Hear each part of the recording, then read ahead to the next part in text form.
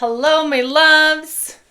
We're trying out a different system with my microphone being a different microphone, and a little bit of a different zhuzh as we go at this. We're going to test this out together over time. Excuse me while I nest, get myself sorted so we can have a really good, juicy conversation today. Sometimes I'm too long for my chairs. And right now my leg is too long for my chair. Okay.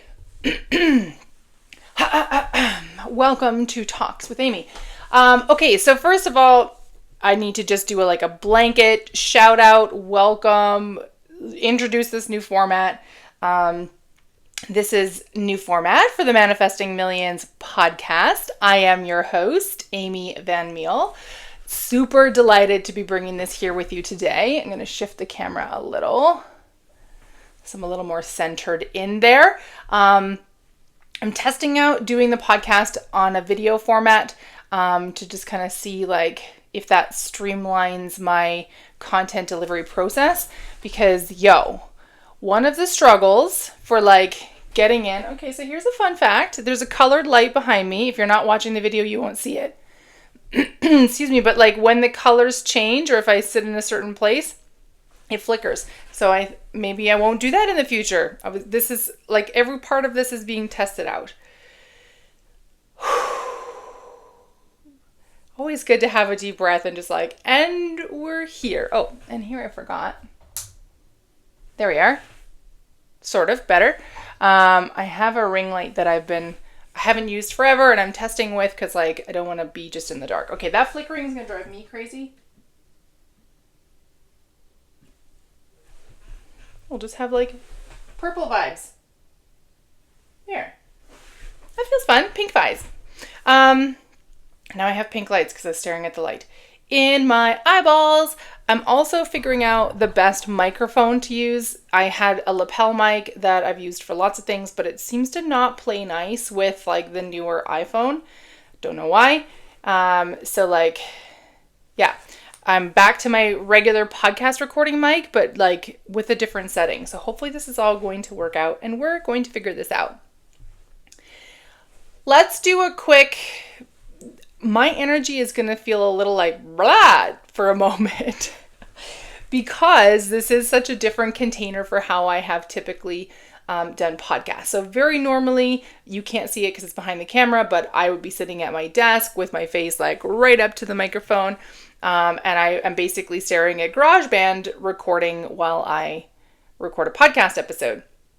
And today, this is different. Obviously, I can see myself on the video and it's just a whole different vibe. So my intent for 2026 is to continue bringing you really awesome content, but doing it in a way that is really super simplifying my delivery efforts, because I'm testing with putting videos on YouTube. Seems to be working kind of well so far.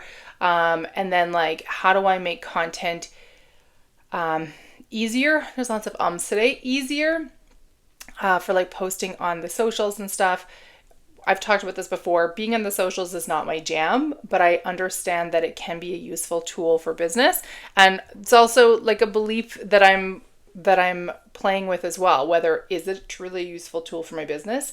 Do I not enjoy being on there? Right? There's a lot of rewrites that are happening in this sweet little noggin. Right now in particular, but certainly as we head off into the year.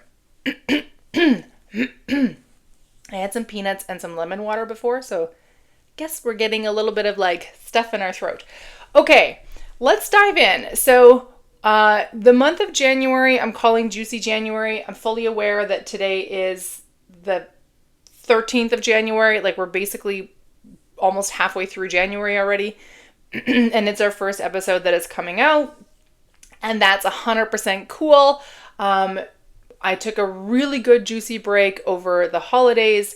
And oh my gosh, if you are on my email insights newsletter, you'll have seen that I shared, I've never done what I did over the holidays ever before. It was kind of wild. to just like so fully disengage in the way that I did. If you are listening to this podcast, catching this on the YouTube, seeing this on the socials, and you are not on my email newsletter, it's called the Insights newsletter, then like get your buttons in there. I'll put the link somewhere. If you're on the socials, it's always on the, where is it? It's on the profile page. And in the podcast, you'll see it in the show notes. And in YouTube, you'll see it below. There you go. So there we are. Okay. January, we're going to be talking about one of the three elements of wealth. So when I did the launch workshop for Wealthy as Fuck back in, I think I did it in November. I believe that's correct. What I was introducing in that particular live launch was a fuller spectrum of viewing wealth. So very commonly what we see talked about like in the context of wealth is that we talk about it from purely a financial perspective. And very often we have this sense, I think, because I know I certainly have had this sense that wealth is, one second, I just realized I still have my notifications on. I'll turn them off just so that like nothing beeps through while I'm recording and distracts the fuck out of me. We have this sense that wealth also isn't just about money, but is about like larger amounts of money.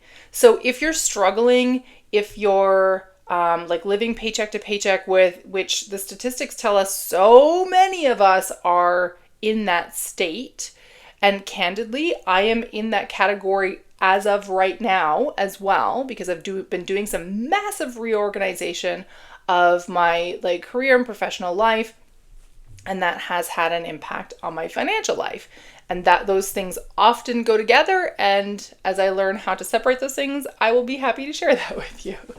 So we have this idea that it means that we need to have like large amounts of money. And so then when we talk about wealth creation, or things like feeling wealthy as fuck, or moving into a desired state where we are wealthy and we feel wealthy, when we are struggling in like paying our bills, or putting groceries on the table, or being able to put money, as maybe we're doing fine there, but we're not investing as we like, or we're not like saving as we want to, we're not able to take vacations that we've been dreaming of, like whatever. This concept of wealth can seem further away.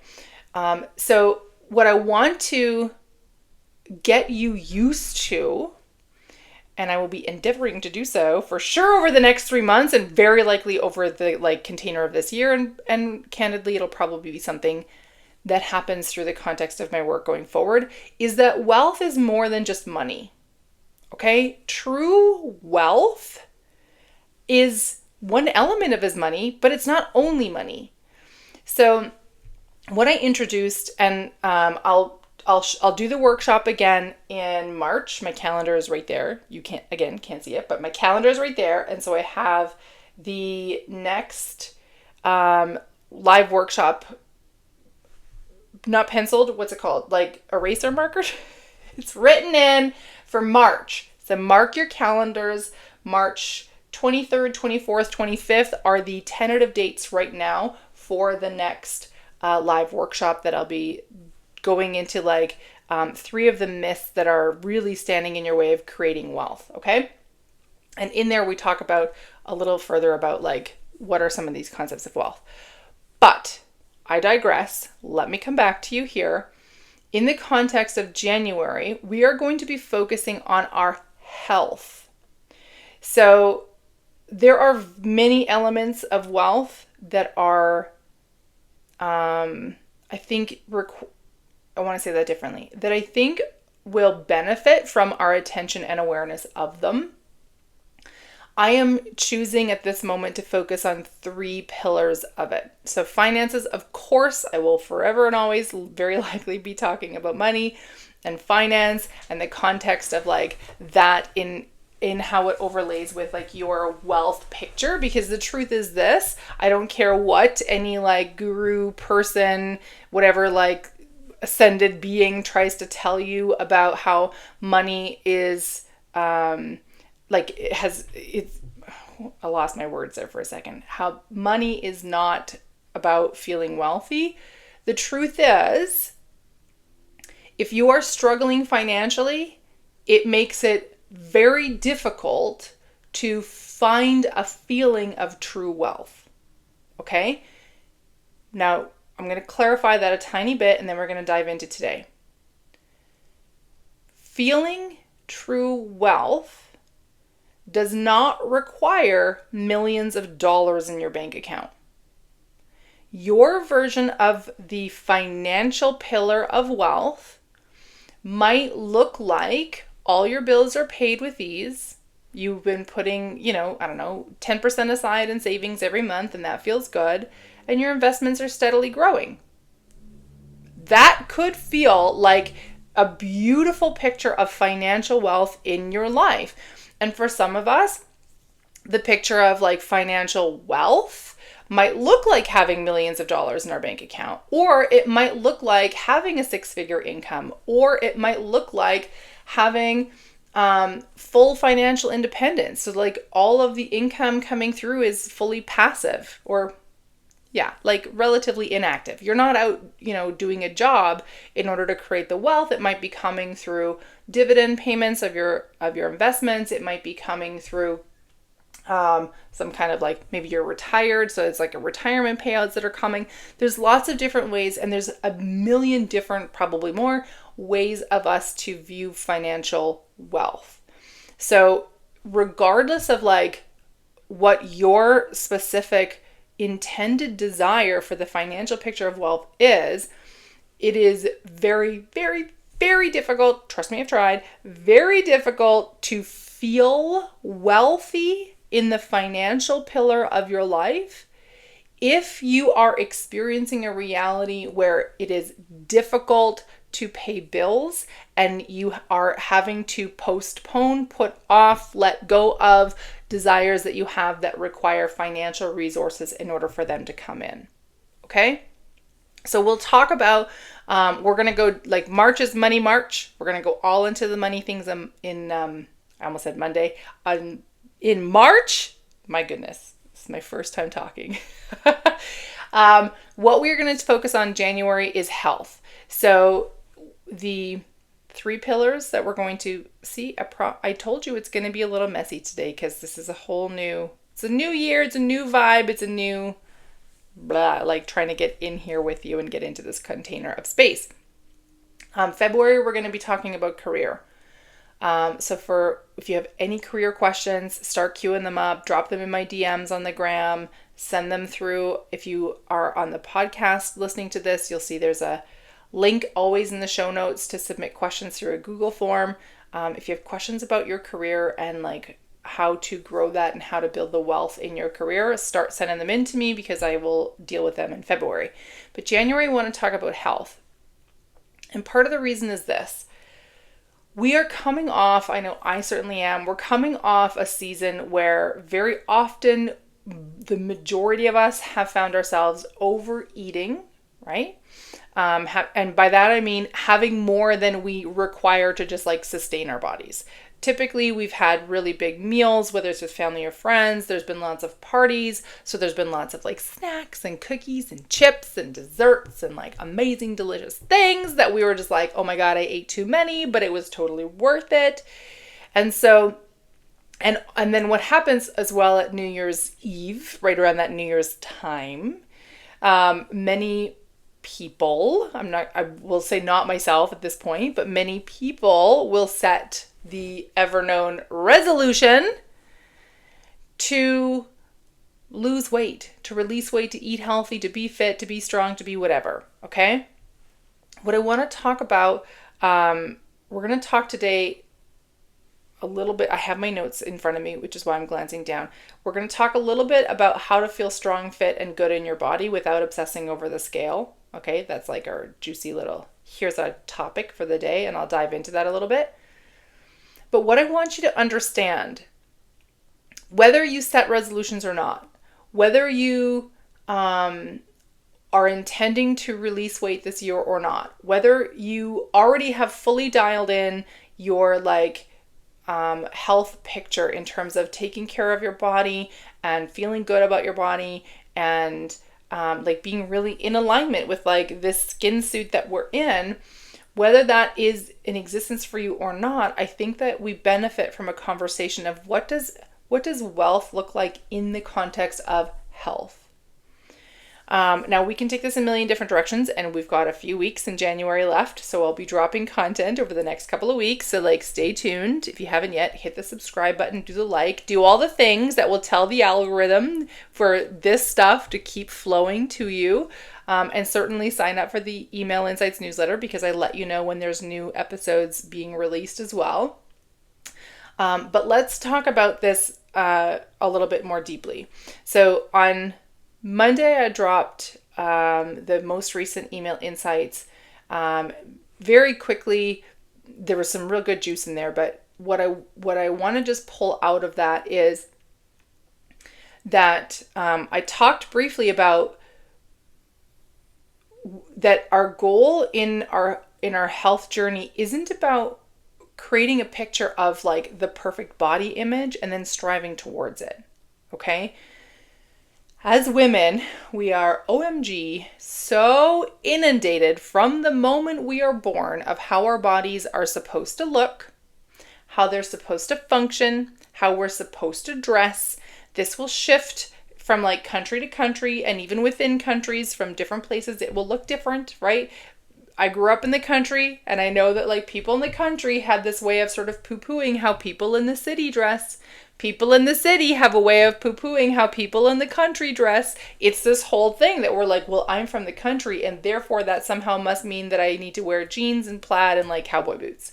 And if we're from the city, apparently we need to be wearing like suits or like super skinny fitting things. Like, it's silly. It's silly that we have these parameters in place, but they are in place. They are there. They are these social norms that, whether you subscribe to them or not, they do exist. And so you're going to feel their influence from time to time. But what I offered in the email this week was that it's not actually about looking at how do we create a body image that we fall in love with. How do we actually focus on the body as the machine that it actually is? Because our health is about something more than just, looking a certain way. And I'm going to touch on this. I don't know why I keep saying I'm going to touch on this quickly. This is the whole reason that we're here today. So let me just pull out of my notes. Let's talk about this. Okay, so on that topic, talking about how to build a body image. So the concept of yourself, the concept of how you view your body. Okay, so in this container, body image is not that we need to like be like super like, you can't see my belly, but like super thin and like have this like perfect posture and this perfect little bubble butt or whatever is like the latest thing with the thigh gap and the bullshit that is happening in the world. So it's not about having that kind of image, but how do you view your body? So how do we build a body image? How do we view our body that's based on what your body can do and not just how it looks? So very quickly, what I'm encouraging you to play with is that your body, it doesn't exist in order for it to have a certain image that other people find acceptable. I'm going to say that again. I want you to hear how ridiculous this concept is. Your body does not exist in order to fit a certain concept of what other people feel is acceptable.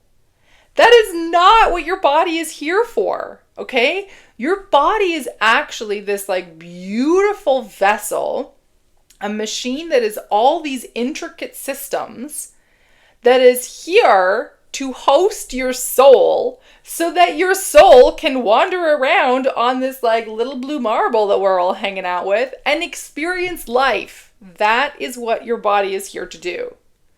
And whatever shape that your body is in, your soul chose that. And I know, listen, I've seen the jokes, I've felt the memes, I've definitely like agreed with them from time to time. Why couldn't my soul have chosen that I look like Scarlett Johansson? Well, because Scarlett Johansson's soul was like, that's my look because it's going to help me do whatever, this kind of career, this kind of work, have this kind of impact in the world.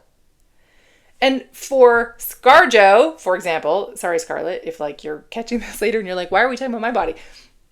First name that popped into my head. For ScarJo, like perhaps in order for her to have the impact in the world, her soul knew that she needed to fit a very specific paradigm so that she could access that love, that space, right? I mean, let's be real. There are not generally people who look like me rolling around in Hollywood. And the ones who are, so I can't think of any off the top of my head, but like, I'll use Melissa McCarthy as an example, again, because I saw a video of her, so she's top of mind. Her body shape is not the generally accepted shape that is okay in Hollywood. Now, she has a very different skill set, and potentially her soul chose that body shape because it would craft this unique set of experiences that would help her build that skill set. Here are things that we often don't think about as it relates to our body. Your body is not here. It's never been created just to be like somehow aligning in some perfect ideal that some person that you've never met and will never ever know has decided is acceptable based on some bizarro kind of thing. Okay? It used to be that like my body shape was all the jam, and now it's not. And back when my body shape was all the jam, people who were like super, super thin were like not the jam. So thin people are having their moment. That's cool. They can have their moment. It's fine. I fully believe that at some point in the evolution of humanity, and it might be a while yet, we will get to a point where we understand that how the body looks is actually not really what it's about. What we do want to focus on is the ability of your body. Okay? What I want you to think about is, in its simplest form, just right now, whatever you're doing, there are more systems than you are even aware of that are busily working away, doing their thing, doing it almost perfectly, and in most cases, doing it perfectly, that are like keeping your body nourished, keeping your body healthy, keeping you going. They're making it possible for you to like drive in traffic and yell at that other driver. They're making it possible for you to like have that bag of chips that you're like, I told myself I was going to stop eating this. They're making it possible for you to go for a walk.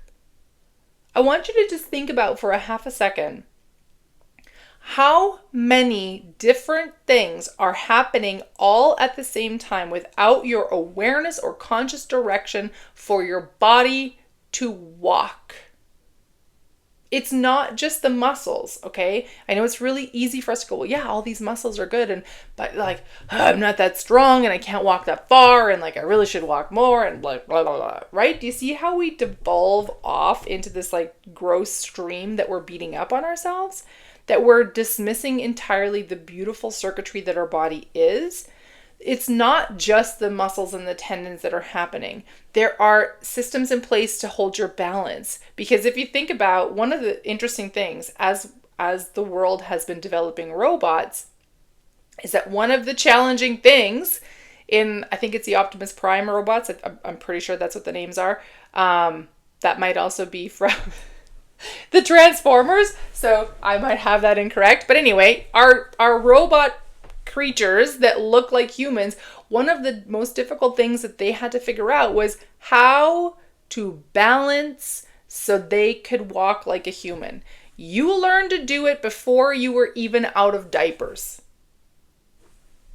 That is fucking wild. And it's not just the muscles. While you are walking, your heart is beating, your blood is circulating, your body is digesting. Humans are one of the few creatures that can digest and run for their lives. In other creatures, I believe that like all those what are seen as like non-primary systems shut down when they are in flight mode. We can like run and digest our food. It's actually how we got to be on the top of the food chain. Fun fact, if you didn't know that. The fact that we can do this is what allowed us to become the lovely, juicy predators that we are across the world. So I want you to really like shift how you play with shifting how you're viewing your body, not as this like, "Ugh, it's just fat, it's so ugly, my clothes don't fit, my whatever," but like seeing it as like, oh my gosh, this is the most amazing, intricate machine, and look how capable it is. So when I head down to the gym, there are days that I'm down there and I feel like I'm just crushing it. I'm like The Rock. I'm like, "Rah!" And it just feels amazing, right? And then there are days that I'm like, Jesus Christ, I don't think I can get anything done today. Like, I don't even know, how did I get that done yesterday? Because it is not working today. And I've had one of the shifts that I've had to work through was releasing this like always, harder, further, faster kind of approach to how I move my body. So once I started understanding that my body is this like really beautiful machine, and that my job through my conscious awareness, my intent, and my actions is to really care for this machine, that started to shift how I saw my health as like the greater picture. Okay? And it allowed me to really start focusing on and appreciating how capable my body was. Even if it didn't look like how I wanted it to look, it was so outrageously capable. I began to really grow the appreciation for my body. And like over time, what that's allowed me to see is, you can't see me because all you see is like from like, well, my boobs up basically, but like from my belly button down, I saw this on a TV show once, a sturdy foundation, okay? I am not thin. I'm not a rail. I've never been. I never will be. Nowhere in my family line, on either side of my family line, are there pencils. They don't exist. They are all I won't go into the men, but the women are all like sturdy with like some curves. Women, we're hardy stock. And it took me a long time to realize that there's actually a tremendous amount of power in how I can only describe the size of my legs. Okay? I've always wanted, like, oh, wouldn't it be great to just have like thin, long legs? That sounds amazing. And I have longer legs. They are going to be shorter than some. They're longer than others, but they're never going to be thin, because it's not in my genetic makeup. Okay? And once I started to understand, actually, like, there are some things in life that I can do that others can't because of the actual physiology of my body. And that began to really go, oh my gosh, okay, so these are things that I actually really love. I love these things about myself. I love that, I don't know, I can go for a run, or that I can ski really well, or that I can carry heavy things, or I don't know, pick anything. Like it comes in 100 different ways, but I love that I can do these things, and actually what allows me to do these things so well is the actual shape of my body. So that's really important for us to start to shift how we see, my iPad went to sleep, shift how we see the actual like form of our body. Okay. I went into that a little bit deeper than I intended to. So let's dive into our last 2 points here. So the first one, why chasing a specific number, hello scale, why chasing a specific number often backfires, and how to shift focus to energy, strength, and how clothes feel. Okay. If you have ever been on a weight release journey, you might call it weight loss, you might call it a diet, you might call it 1,000 other things, you might have called the 6 months that you just felt miserable. It could be anything. If you've ever been on any kind of journey where you have been focusing on releasing weight, you will very likely have felt the struggle and the friction and the frustration of the number on the scale. Conversely, there are people, I know for those of us who feel like we're constantly in this place of like trying to maintain our body and like keep it lower than a number, there are people in the planet, my brother-in-law is one of them, who are always endeavoring to gain weight, who actually struggle to put on muscle and to put on weight, and it's standing in like the space between where they would like to see themselves. Every time I hear that, I'm like, well, that sounds like a wonderful problem to have because I could gym all day, I feel like. But imagine if there's this paradigm within the world that says you needed to have a certain kind of physique, and men certainly have this, in order to be attractive or seen as powerful or seen as capable. And your body does not naturally move into that. And like maybe you have dietary challenges that are like causing you to struggle even more putting on muscle and weight. Like that could be really frustrating. So your journey with the scale might look different where you're still frustrated with the number, but you're frustrated because you're like, Jesus, like it's still staying so low. Why am I not gaining the muscle or the mass that I was hoping for, right? But what I want to frame up for you, offer for you, suggest that perhaps is like a much better way to think of this is that it's not about chasing just a number on the scale. Here's how I think the most beneficial way for us to use numbers on the scale is. That was a weird sentence, but I think we got there. Like a thermometer, okay? Let's say the idea of a coffee machine is very present on my mind right now because my coffee machine, RIP, passed away last week. And I am waiting for the new one to come in, and I'm having shitty ass coffee in the meantime. And I'm like, is it here yet? Is it here yet? Is it coming? Can it please come in? I'm waiting for them to restock it. And it's intended to be arriving this week, but in the meantime, I'm like, please bring me my coffee. So when you are making coffee, all right, I'm not talking about like just in the coffee pot, like set it to brew and off you go.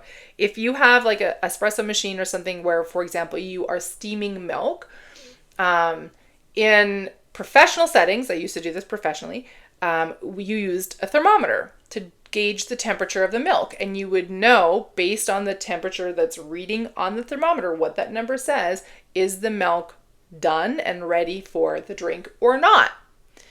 It is simply a point of feedback. The number on the scale is the same thing. It is a point of feedback.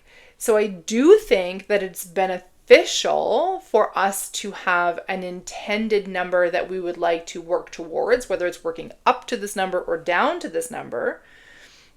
And you've picked that number out of like, I don't know, wherever, and perhaps part of your health pillar is to reassess that number and go, is that really actually where I want to be given all of the areas of my life? Because I will tell you, there is no reality that I can currently think of that I would be okay with giving up chips and cookies and chocolate and like snacks for the rest of my life. Zero understanding of like what version of reality that would have to be, okay? And I'm not even open into like bringing that in.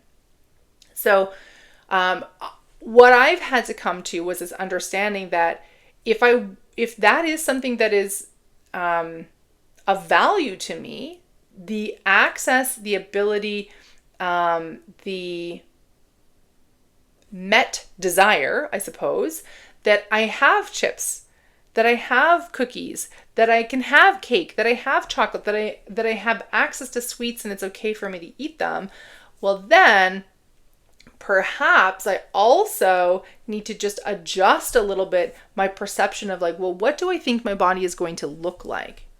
Because it's not that I can't have chips and have a super ripped bod. But it might be, and for me at least, it certainly is, I could have chips and have a super ripped bod, and the part that makes those to work together, the plus sign in the middle, is like a tremendous amount of time in the gym. And this part is just, I'm not interested in. Because actually this like super ripped bod, the one that's like really like hella cut, like we're talking like almost bodybuilder level kind of cut, is not actually something that I'm interested in. What I am interested in is a body that is strong, fit, and healthy. Okay? Those things easily align with a reality that says I can have chips when I want to. Maybe I'm not eating an entire bag of chips in a sitting, but like, fun fact about getting older, if I did that, I would feel like garbage because my body is like, what is this? This is literal garbage that we're putting in our body. You can have some, but not an entire bag of it. Okay? My love affair with cheesies has been like diminishing. So, we want to instead of focusing so hard on achieving this number on a scale, again, whether it's up or down, it is so much more joyful and beneficial for us to shift our focus to our energy, our strength, and how our clothes fit. If your clothes don't fit as you'd like them to, there's a couple of things. It might mean you just bought the wrong clothes, or they're clothes that are just no longer like suited for where you are in life. Okay? That's a possibility. If you really love your clothes and you love how they used to fit and you want to move back to a place where you can fit into those clothes comfortably, that's a totally different thing. But as a fun example, very few blazers that I have, I can still fit in. Not because I've gained weight, but because I've gained muscle. So like there's this very funny sort of thing where I focused on being healthy and strong. And so I am healthy and strong.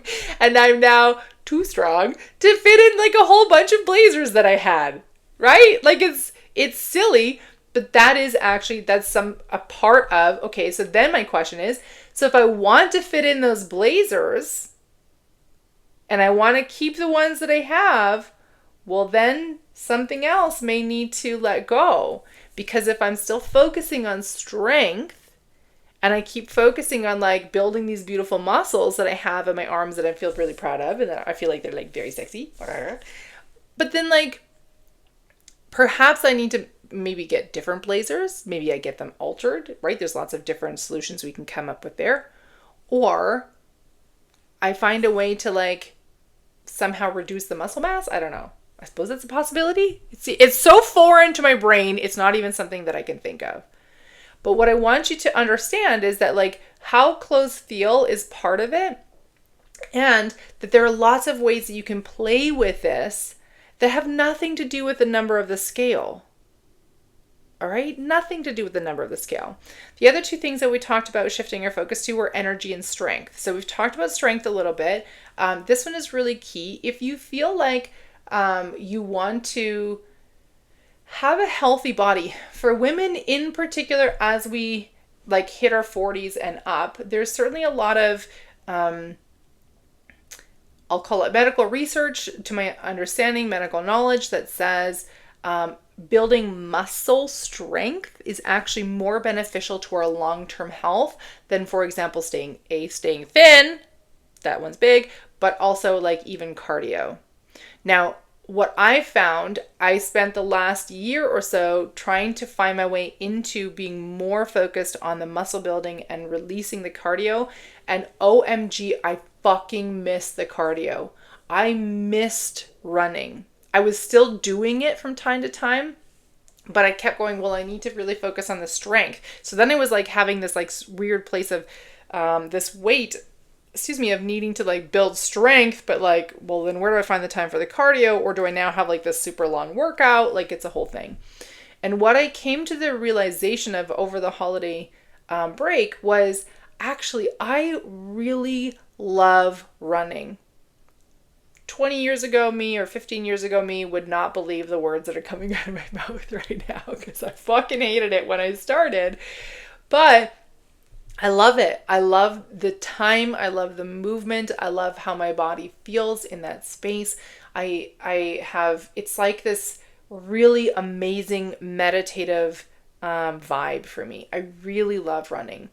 And so on that note, what I realized was, okay, so actually what I would like to do, what I'd like to move into is to be able to build towards the longer runs like I used to. Because I had this really fun thing that's happened over the last year and a half where I still can run 5 miles. That part's fine. But I now have a banging headache for the rest of the day. And I'm not here for that.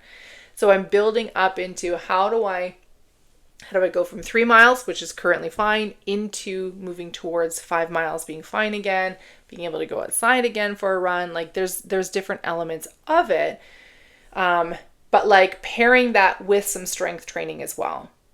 Okay. So like when we shift on how we view our body as a machine and we view our health as like this really beautiful integrative thing, and we focus on strength, and that can be like strength muscles, or that could be strength sit-ups. It could be strength cardio. It could be strength, energy and time to like go play with the kids. It could be whatever. It could be strength to build a fence, like, which is what we did the year that we got married. There's lots of ways that we can view strength, and it will depend for you what feels good to you. For some of you, it might feel really fucking boss to be able to, like, I don't know, deadlift 100 pounds, or to bicep curl like a 75 pound weight. Even just thinking about that right now makes my biceps sore.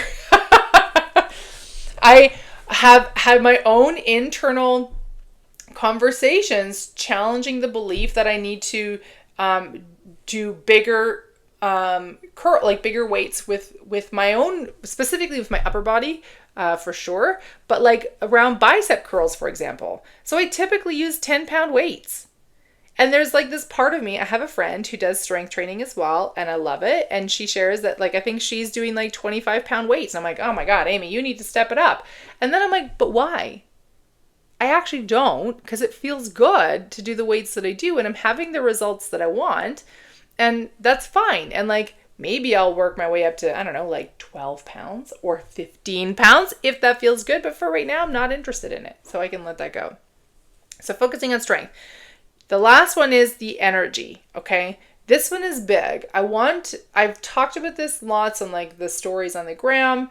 And I think I've probably recorded some podcasts about this, but like paying attention to your energy and flexing how you move your body as related to that energy. So there are times, especially for us as women, where we just have zero energy, nada, zip. Like, I get that like your weight release program is telling you should be moving every day, and your body is like, where the fuck do you think you're going? Sit your ass back down. We got no energy for this.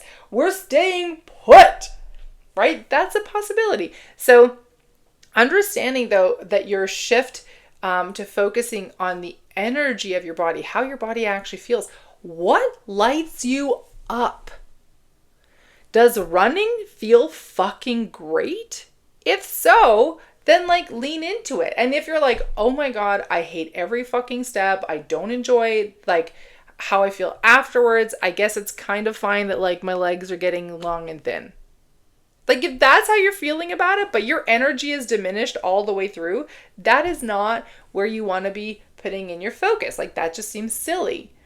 There are I have a cousin, I love her dearly, and we were talking about like, Amy, like how do you look the way that you do? And I'm like, well, I hit the gym. Like that's part of it. Because we have like our body shapes are similar. And she's like, oh my God, not at all interested in going to the gym. At all interested in exercise. Like it's just not her vibe.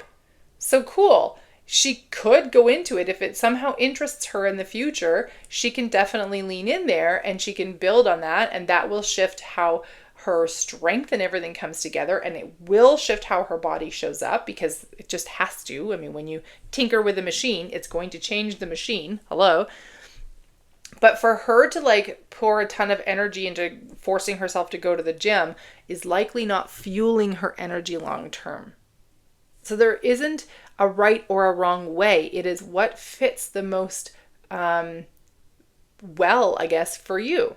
But shifting to go, okay, like what builds my energy? What gives me energy? There are times like my husband and I will go for a walk outside, and there are times that I'm not really all that excited about going for the walk. Maybe it's kind of cold. Maybe I'm kind of like, But I know that my energy will actually like improve, increase, feel better as a result of going for that walk. Plus I get time with my love and like movement, and like that's fun, right? So if I know that, then off I go for the walk. But the focus is on like, how does this energetically feel for the rest of the day? Okay. The last thing that I want to talk about today, we've really covered a lot. 3 simple daily habits that make a bigger difference than any extreme diet or workout. Yeah, very quickly, because we've talked a lot about like hitting the gym. Sorry, my nose is itchy. I want to very, very briefly just touch on diets and workouts and like that whole realm of the world. Okay. Firstly, your diet is just what you eat. So this concept of going on a diet is actually just you're shifting what you're eating. You already have a diet. You are already on a diet. It is literally what you are feeding and fueling your body with every single day. The extreme diets, the extreme workouts, I have always been very, very, what's the word I'm looking for? It's right there on the edge of my brain. Skeptical. I think that's close to the word I'm thinking of any kind of workout regime or diet that requires, like, how do I want to say this? A very strict kind of restriction. So like I can't remember the names of all of them, but there was like the diet that was 10 or 15, maybe 20 years ago that was all about like no carbs, right? So you only have vegetables and meats. There's diets about having only organic things. There are diets about, gosh, I can't remember them all. Like, because I've never subscribed to them. I've never been interested in them. When I went through my weight release journey, I did leverage a program that guided me through and that actually taught me a tremendous amount about the psychology of how and why we eat. And it taught me about food, which is what I was looking for. And then as a result, as part of it, I learned about how to really honor my body and shift my body and move my body.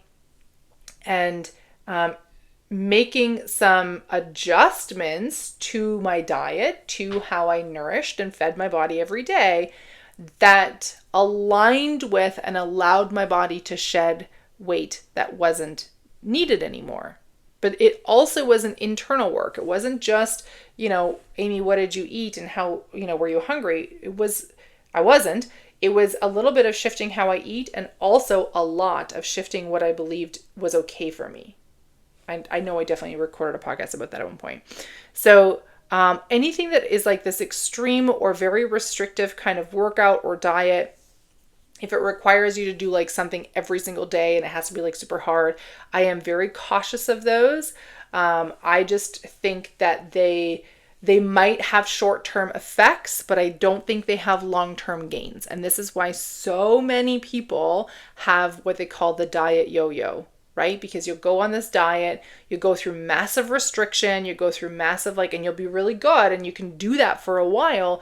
And then you release the weight and you're like, oh my God, I did it. And then you're not at all set up for regular life. And so we gain the weight back. And part of that is because we don't know how to properly honor our body from the nourishment perspective.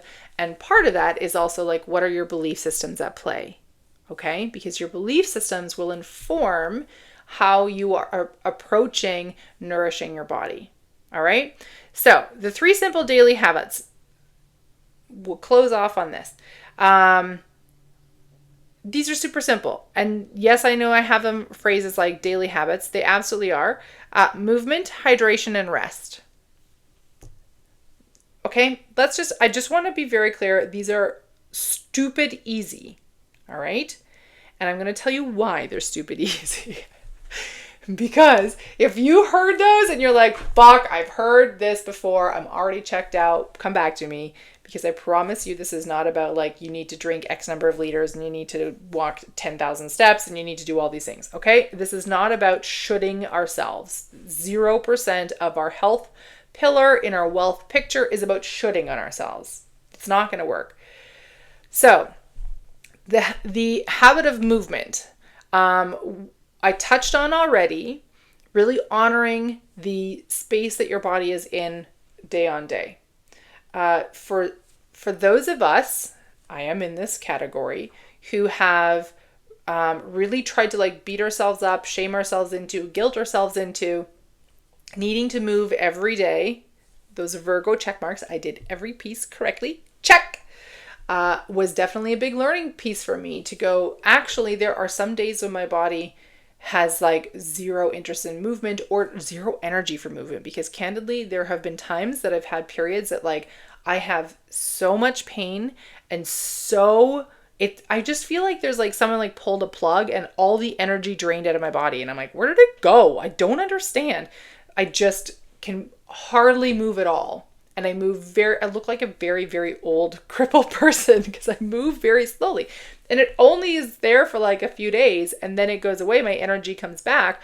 But on those days, there's no fucking way I'm going to drag myself out for a walk or go down and hit the treadmill or go to the gym. No.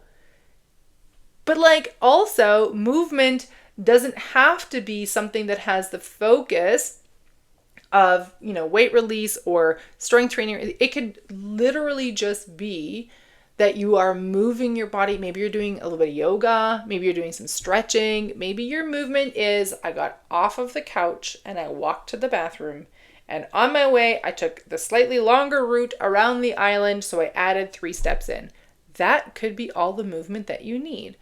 But focusing on movement as a daily habit, as you build that into part of your routine with the grace to adjust that movement with what you are both feeling aligned for and have time and space for, because that's also a big part of it, will shift entirely how you see movement. And it will open the gateway for you to build more movement in. Okay? But the intent, what my intent for you to walk away with is that if you aren't yet making movement a regular habit, building it in as a daily thing, again, from that space of grace, will actually nourish your body long term and really take care of the machine that is your body. So play with movement and have fun with it and like do weird fucking shit and do videos where you're like, what the hell am I doing right now? And push yourself some days. And then some days go, okay, my whole goal today is just to hold down the couch and maybe I'll walk to the bathroom and back. Like play with that, but make it a daily thing. Hydration. Our bodies are made up of so much water. I've heard everything from like 60 to 90%. I don't think anybody knows exactly, but there's a lot of water in our like lovely little skin suits. Okay. So hydrating is just, it's so simple. It's like, why aren't we doing more of it? We have all these like, oh my God, these massive giant fucking cups. Can we just talk about those right now? Every time I see them, I'm like, oh my Jesus, like it's a workout just to lift that thing. How many liters of water is actually in there? If you have one of those and it vibes for you, get on with your bad self. I love it. I am not about those giant cups, okay? My friend gave me years ago this gold cup. It's like, it's not from Starbucks, but it's like, do you know the ones like they have at Starbucks? It's like this big tall thing and it has this lid that screws on and it has a straw. It's gold and glittery and it's amazing. And I gotta tell you, I had to work my way into feeling confident enough to have this gold cup because it's like this big. It's like this big. It's huge. And then it says Boss Lady on the outside. She had it engraved. It has like this really lovely engraving on the base as well. I love it so much. I use it all the time, but it took me like a month to feel not or I suppose to get over feeling super self-conscious of like having this giant mug. That's the biggest one I have. And then the rest are like bottles that are like, I don't know. I don't even know. 500 mils? I have no idea. But anyway, they're fun. But hydration is really important. Now, something that is really good to know is that your level of hydration, i.e. how many glasses of water you have in a day, may not meet the like whatever standard is. Okay. So the standard often that we're told is 8 glasses of water a day. All right. And I do believe it's like 8 cups if I am correct on that, which means 2 liters of water a day. That for some is like really hard to attain. And for others is like, oh my God, like I can't imagine drinking that little. That seems so small. I was in the second camp for a long time. I drank about 4.5 liters of water a day for quite a while. Like, and I measured it off of, I have this glass pitcher on our counter that holds about 1.5 liters, and like I refilled it 3 times. And I'm like, okay, I'm drinking 3 of these. And then I had a friend who's like, okay, I made it to 8 glasses today. And I'm like, oh my God, 8 glasses? You've only just made it? Like, she couldn't understand how I could drink that as much water as I was, and I couldn't understand how she was drinking as little water as she was, both of us coming from different places of nourishing our body. The point is, hydrate yourself, okay? And water itself is really, really useful for your body. But one of the lessons that I've been learning over the last year or so is that there, especially the last 6 months, how do I say this? Drinking straight water hasn't always felt the best for me. So it used to be I would just drink water and like water and water and water and water and water, and like that would be great. And what I've noticed in the last few months, and I'm guessing that it's a little bit of this like lovely peri-transition time, is that just drinking water actually had me feeling like kind of nauseous. I was completely turned off by the idea of like having a glass of water. So my water consumption actually over the last year has really come down. I'm no longer having 4.5 liters a day. I've had times where I've noticed that I'm barely drinking like 1.5 liters in a day. And I'm like, okay, whoa, we definitely need more hydration in our body than that. So how do I get there? So for myself, there's lots of things that you can do. For myself, I add a little bit of lemon, just a little bit of lemon juice into my water. That's it. Like, I don't know if it'll show up on the camera, but like it's cloudy-ish because there's like a hint of lemon juice in the water. That small hint of lemon juice has actually made it like within my body, it has put the desire back physically in my body for having the water.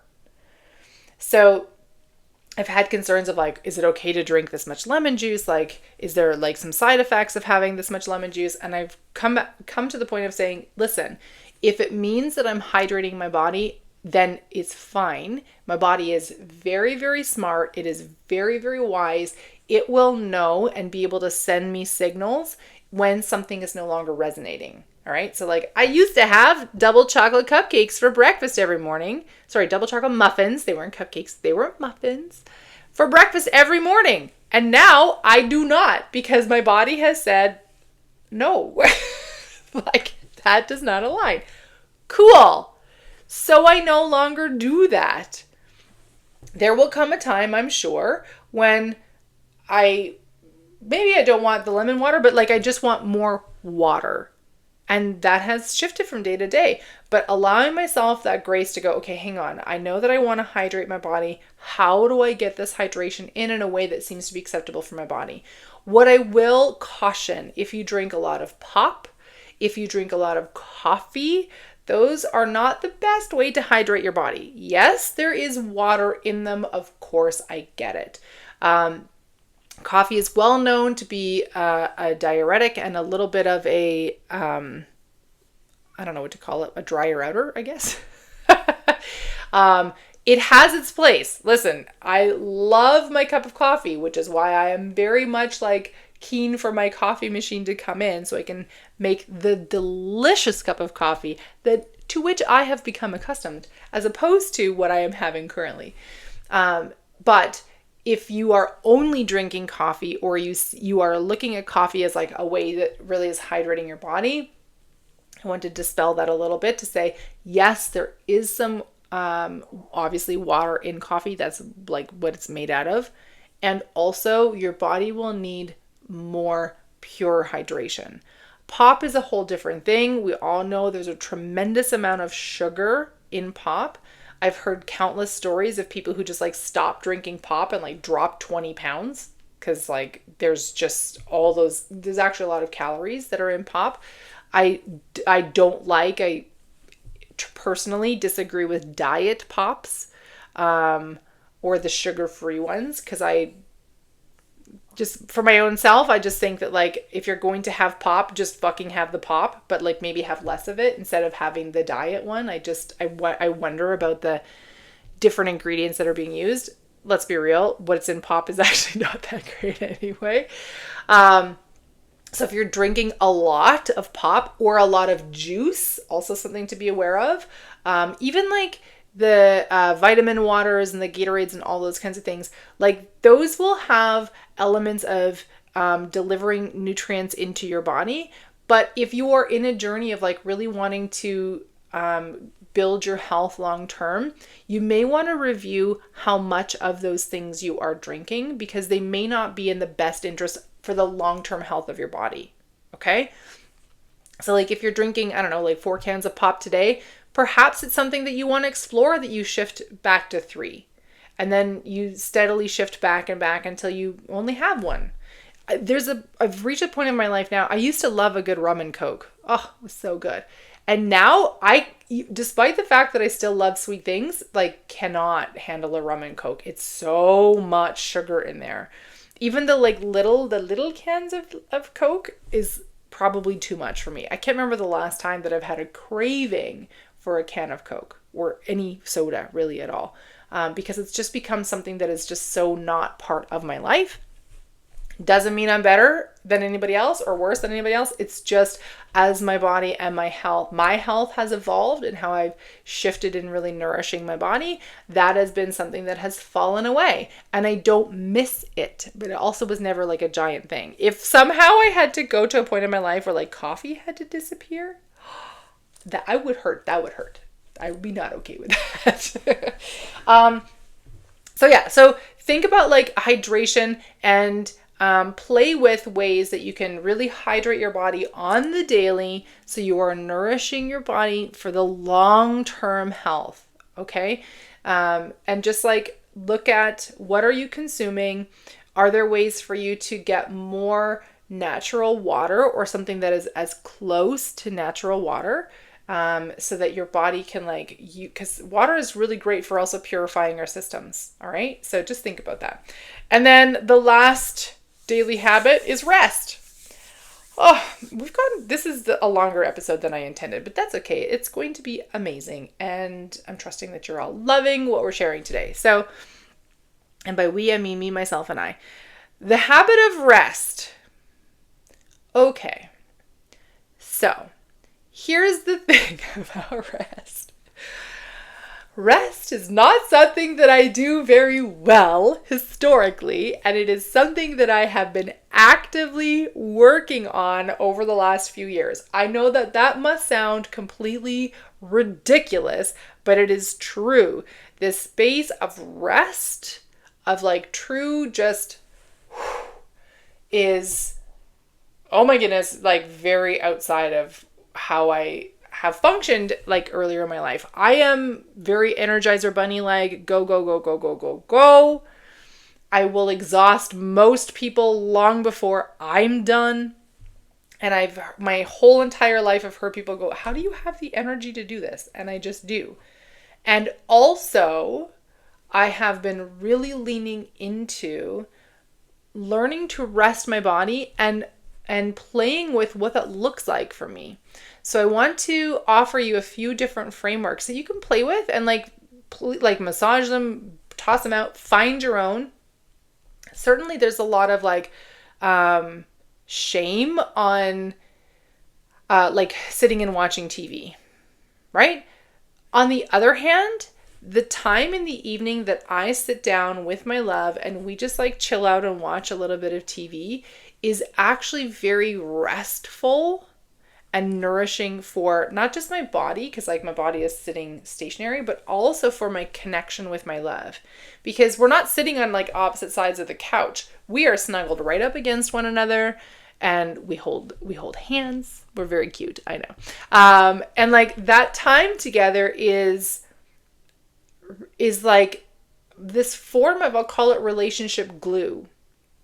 It may look to the outside observer like we're just sitting like spaced out watching TV, but that time of intentional rest and being with one another has actually given some really beautiful benefits into our relationship. For one, the physical touch, which is so unbelievably powerful for your body. Listen, there is a reason that a hug, well, can feel good or feel bad, because I've definitely had people that like hug and you're like, ugh, I just feel like you're like slimy and you're stealing my energy. Okay, so had to learn that.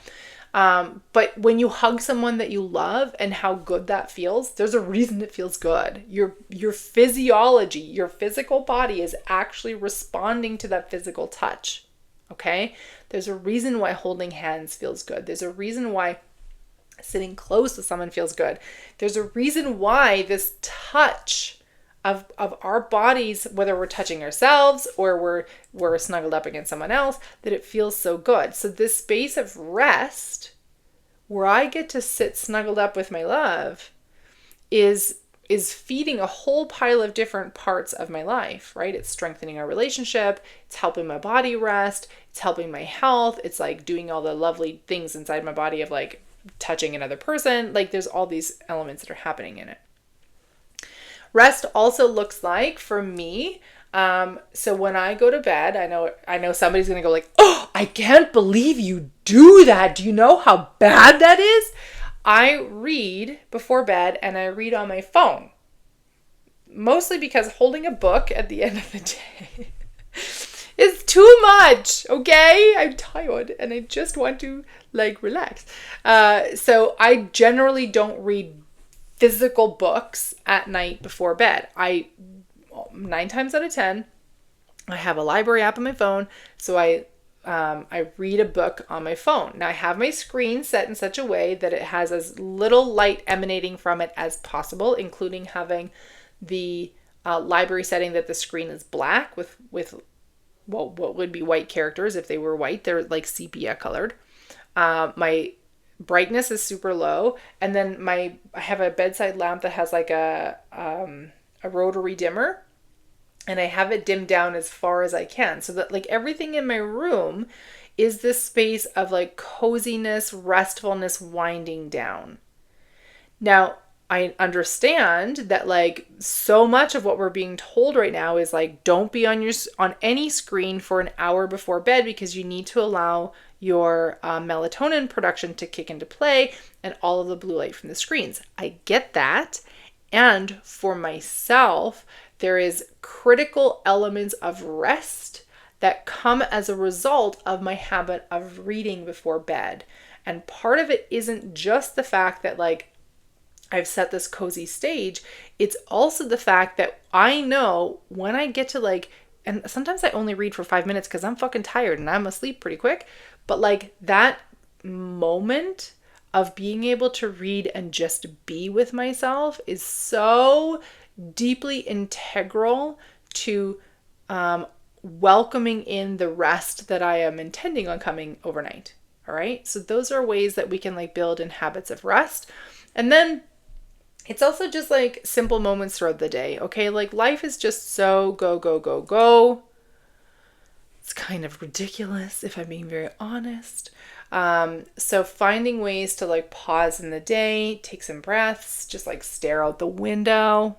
3 times this morning before my husband left for work this morning, I'm like, did you see the moon? Did you look out the window? Did you see the moon? And he kept going, no, I haven't seen the moon. He comes to the kitchen, which there was this beautiful crescent moon in the sky this morning, and comes to the kitchen and puts away his dishes. He's standing at the window. I'm like, did you see the moon? And he's like, no. Well, look at the moon, damn it! Like, just take a half a second, pause what you're doing, and just go, wow, look at the moon. It's beautiful. That is rest. That little moment right there is like you introducing a little bit of space for a little bit of rest and just kind of like landing into the moment. That's it. It doesn't have to be crazy. So building in the habit of rest in your day does not have to look like, so here's my question. I realize that this is maybe a silly question to ask, but my question has been every time they say, well, you need to turn all screens off for an hour before bed. I'm like, but what are you doing in that hour? Like, what are you doing in that hour? Because if you're like, for an hour before bed, you're not allowed to like look at any kind of a screen. For me, at least in my life, okay, so part of that time is like brushing my teeth, washing my face. Fine. Obviously not looking at a screen in that time. But like an hour is a long time. And I don't want to get into like a really charged conversation with my love because neither one of us will sleep. I don't want to be doing chores. I'm not someone who like actually feels good from like doing a whole bunch of stuff right before bed to get ready for the next day. All that stuff for me gets done early. So if I need to like prep meals or prep whatever, sometimes it gets done right before bed because like the day's been busy or I forgot or whatever, but it actually activates my energy as opposed to allowing me space to rest. So I'm always curious, like, what are people doing in this hour? Are they just lying in bed staring at the ceiling? Because like that sounds like torture. So play with what feels restful for you, but also practice some awareness, because I'll tell you that scrolling on the socials right before you go to sleep is probably not the best iteration of rest that you could find. Doesn't mean that there isn't a restfulness to it, but perhaps there's an upgraded version of rest that you can play with, that maybe you do, I don't know, 5 minutes of like check out the gram or check out the TikToks or whatever is the latest social media platform of the day. And then you go, okay, this is done because perhaps this is activating you. It has to. That's how the algorithm works. It actually triggers a part of your brain. Okay. So like in order to protect the container of rest that is when we go to sleep, how do you create a restfulness before that allows your body and brain to wind down? That could be reading books, that could be meditating, it could be 1,000, it could be journaling, it could be whatever. It could be cuddling with your love, it could be getting like busy with your love. It could be all kinds of things. But like really start to play with, what does rest look like for you? All right. That was big. My little clock says here it comes, 1 hour, 11 minutes, and 11 seconds. That was fun. We just had 5 ones. Yay, we vibed in that. At this point in the video, it might be longer because I might have added an intro. I don't actually know.